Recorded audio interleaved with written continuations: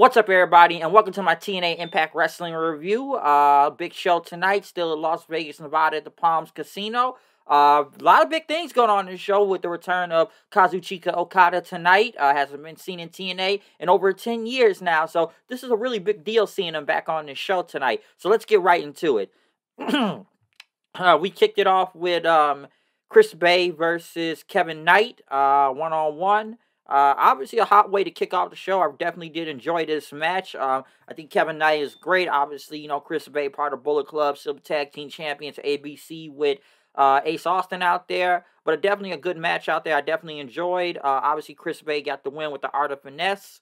But right after that, the Grizzly Young Veterans came in and attacked Chris Bay. Then they ended up attacking Ace Austin after that. Basically taking out Ace Austin. Chris Bay tried to get back for the save, but he ended up getting taken out also with the Ticket to Mayhem as the Grizzly Young Vets end up holding up the titles then. Obviously, the Grizzly Young Vets are going to be going for these tag team titles. Come on, they just got brought into the company, so we know they lost the Bound for Glory, but that was a fatal four-way, and they did not take the pin. So I definitely see some good things happening coming up, and I'm going to get into that in a second because I definitely like what I see what's about to happen. They did play Ash by Elegance, another commercial. I guess almost like it was perfume and everything, and she was in a bikini and all that. So I'm still gonna see what's gonna happen with this. I'm not sure. Frankie Kazarian was in the back, basically talking about what he did last week and why he betrayed Eric Young. And he says you're gonna have to find out next week. Rich Swann came in saying like, why did you do that to Eric Young? And Kazarian basically said, based off how low your career's been recently, you should have done the same thing. As Kazarian basically walked off on him, top dollar. I guess we're saying AJ Francis now. Basically telling Rich Swann, like, I saw what happened when you on Explosion, and you went against Joe Hendry. You got the same issues right now. We met on a plane 5 years ago, and in the back, and now you still in the back of that plane, still. So how about you get a seat of first class where I'm at right now? As Rich Swann walked off. So honestly, I hope something really happens for Rich Swann right here, because it's actually true. Rich Swann has not been the same person and has really fallen off ever since he lost to Kenny Omega a few years ago when he was the world champion of this company, okay? So Rich Swann never really recovered, and honestly, I kind of forget he's there sometime. Like, I know he's there, but he just doesn't feel like a factor anymore. Because I'm like, okay, he was the world champion, but the way that whole thing went with Omega and just the whole partnership with Impact and AEW was just really bad. I'm not going to go into all of that right now because, come on, we saw what happened and how they basically made Impact look like chumps. And I know it's TNA now, but at the time it was Impact. And they made him look really bad, and Rich Swann never even got a rematch for the world title and whatnot. It's like he lost to Kenny Omega, went back to the bottom, and never got up from the bottom. So I hope something is going to happen here. Or he turns heel or joins up with Top Dollar or something. Because Kazarian and Francis there, they were speaking facts about Rich Swann. So I agree. So at least he's got some type of storyline going on with this. So I want to see what happens. Dirty Dango and Oleg Prudis, Vladimir Kozlov, Williams, Dante King, and Damian Drake. Basically, Dango sat by the sidelines and didn't even really get involved in all this, as Oleg did all the work, as, Dango just got in and just hit the pin in. So, basically a quick win right there, just effective squash and whatnot. So, basically still helping Dango's gimmick it and everything of not doing anything and talking about how he really hates pro wrestling and whatnot. So, there you go. Nothing to say for much. The Grizzly Young Vets were in the back cutting the promo, saying that they're coming for those tag team titles. We weren't pinning hard to kill, and we conquered all over Europe, and we're not going to stop. And basically, Santino Marella came in saying your statement is garbage. But GYV said that was a fatal four-way. That is an insult. Bullet Club tried to come in and attack, but Santino held everybody back and says, you know what? Next week, it's going to be a best-of-3 series, and whoever wins will win the tag team titles. Definitely looking forward to that next week. That's going to be some great matches there. Right after that, the Motor City Machine Guns and Okada were in the back, basically talking about how they're going to be going against the system tonight. And that Okada basically went on to say that, TNA will feel the Rainmaker. Trinity Fatu went against Jordan Grace in a rematch for the TNA Knockouts Championship. It was a good match. Honestly, come on, we all know Trinity is on her way out the door. We've already heard the rumors. We know she dropped the title at the pay-per-view and whatnot. And given that she lost the rematch right here, basically Jordan Grayson getting like her, because what Trinity did a submission hold Starstruck, and Grayson kind of just like rolling over her and getting the pin. So come on, we know her. We know she's on her way out the door. Come on, we all know this.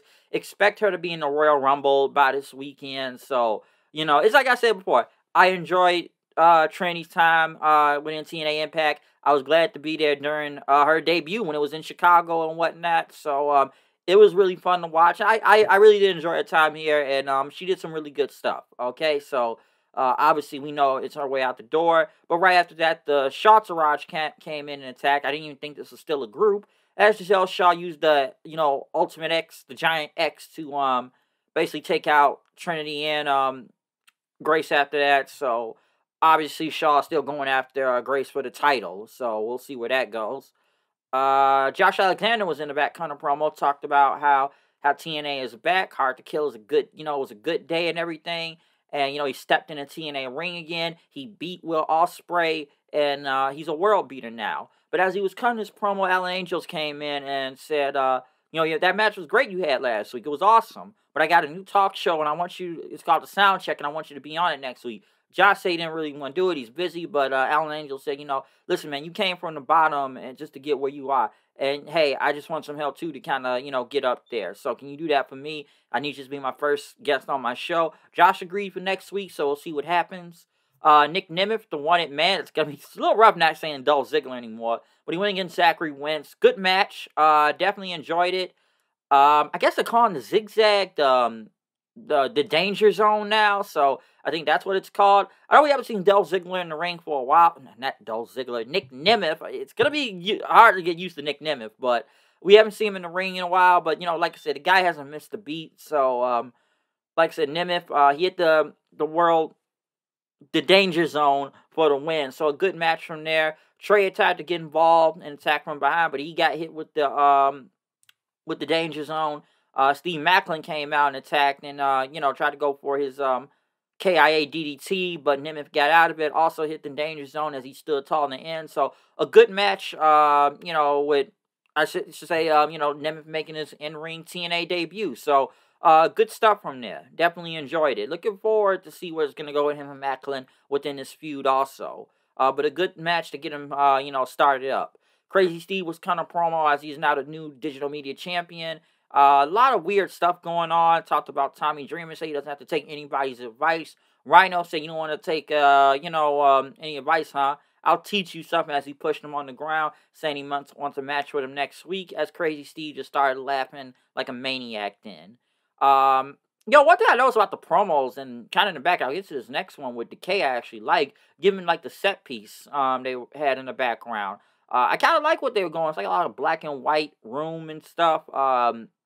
As Rosemary basically talk about how TNA is reborn. Rosemary and Havoc are resurrected. Decay is back. And, they're going to have to rewrite some things around here. How, Masha ended up beating Havoc in a minute. And they need to change that. So they're going to be taking over as Decay. But I did like the promo they cut, though. I kind of like the background scenery to it, too. So that is a good difference to see. I'm glad to see they actually making some changes around here in TNA. So, nice seeing. Killer Kelly and Masha Slamovich went against Danny Luna and Jody Threat. Killer Kelly and Slamovich won. I know Jody took the pinfall. Right after they ended up taking out both, Threat and hitting like a package pile driver onto Luna after that. So obviously they want their tag team titles back, so they tried to make them look powerful out there. Not bad.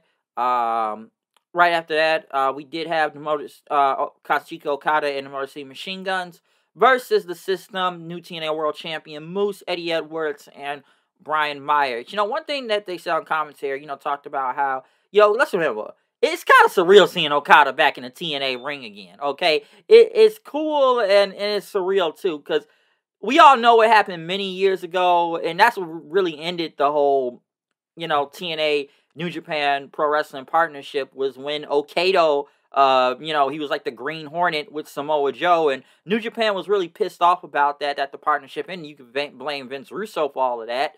But it is crazy how this guy was Okada, and now, years later, one of the biggest stars in wrestling, the Rainmaker, and whatnot, and the crowd, obviously, we're gonna go ham for Okada and go nuts. So, it was cool to see. It definitely was cool to see him. I know we don't know where Okada's going to be going soon anyways. I would like him to become the TNA, but I don't think that's going to happen. Like I said, we know he's going to be done with New Japan Pro Wrestling. He's literally on his way out the door right now. So Okada could be going anywhere for all we know. Whether it be the WWE, whether it be AEW, whether it be TNA. We don't know where he's going to go. But it is just cool seeing him in a TNA ring, though. I definitely enjoyed the 6-man tag match. With Okada, the Guns, and the System. I still don't know if they're going to get the System thing over and whatnot. Even the fans chanting, fuck the System.